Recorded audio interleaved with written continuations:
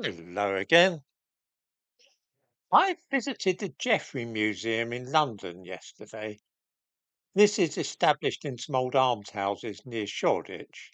It consists of a series of domestic interiors, let's say reconstructions of rooms in London homes over the last 400 years or so. So there's hall from the 1630s, there's a parlour from the 18th century, and so on. I show one of these in the thumbnail to this video.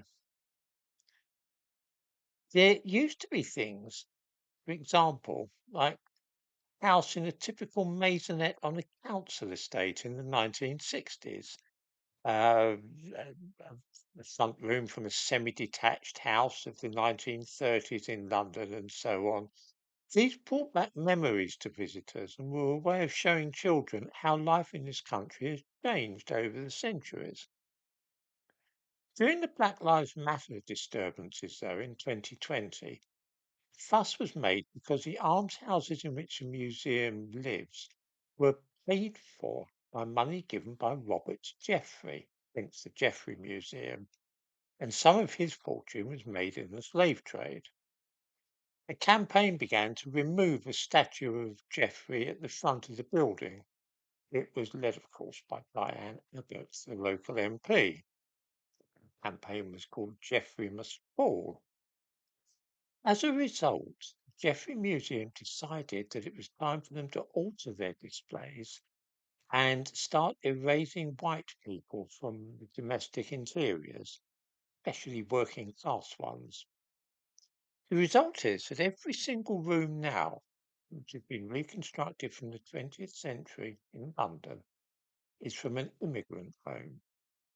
There is one from a Yiddish speaking family of immigrant Jews in 1913, one from the family home of 1956 of Irish immigrants, and one from a 1978 home of West Indian immigrants. Not one from an ordinary family of Londoners. For this century, there are two rooms. One is from the home of two homosexuals in 2004, and the other from rooms in the home of a Vietnamese immigrant this year. How far back do we need to go to find a room featuring an ordinary English family in London? Well, there is a room from an 1878 Chelsea townhouse, but this centres around an Indian nurse living there and contains more information about Bengal than it does about London. The first home which is entirely English and only associated with a London family is one from 1830. I find this simply extraordinary that there are now no interiors at all in that museum that reflect the lives of ordinary Londoners who were not immigrants over the last 2 centuries or so. Not one. I used to be able to identify with the room, which put me in mind of my grandparents' home, the one that was set up, like the 1930s, and also the room in the 1960s maisonette. Certainly brought back a few memories. But now, nothing at all. Two more points are worth noting. One is that the houses shown between 1630 and 1830, which are representative of London homes, are all grand, and mention is made in the descriptions of them of servants being needed there.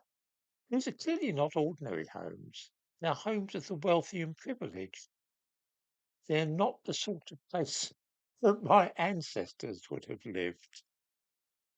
There is not one ordinary home now of a working class Londoner who is not an immigrant in the museum.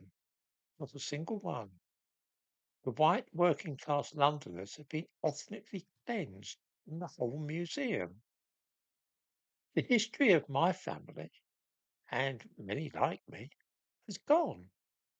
Where is the recreation of, say, a terraced house in East Ham? The Peabody buildings, the old tenement houses in King's Cross, where my mother grew up? The council house, perhaps?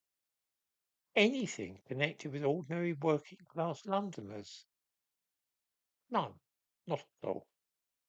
The second point is the casual use of lies and the condoning of illegal behaviour. In the 2004 flat, for instance, occupied by two fictitious homosexuals, we are told in the display that Nadia and Ashley have been looking for another LGBTQI plus flatmate to move into their spare room. Wait, isn't it unlawful to discriminate against a prospective tenant on the basis of sexual orientation in that way? Well, yes, it is. You can't say that you only want a heterosexual tenant or a gay tenant, but apparently this arrangement, which has been done with under consultation with the LGBTQI plus community, that sort of thing seems to be common amongst gay people or trans people.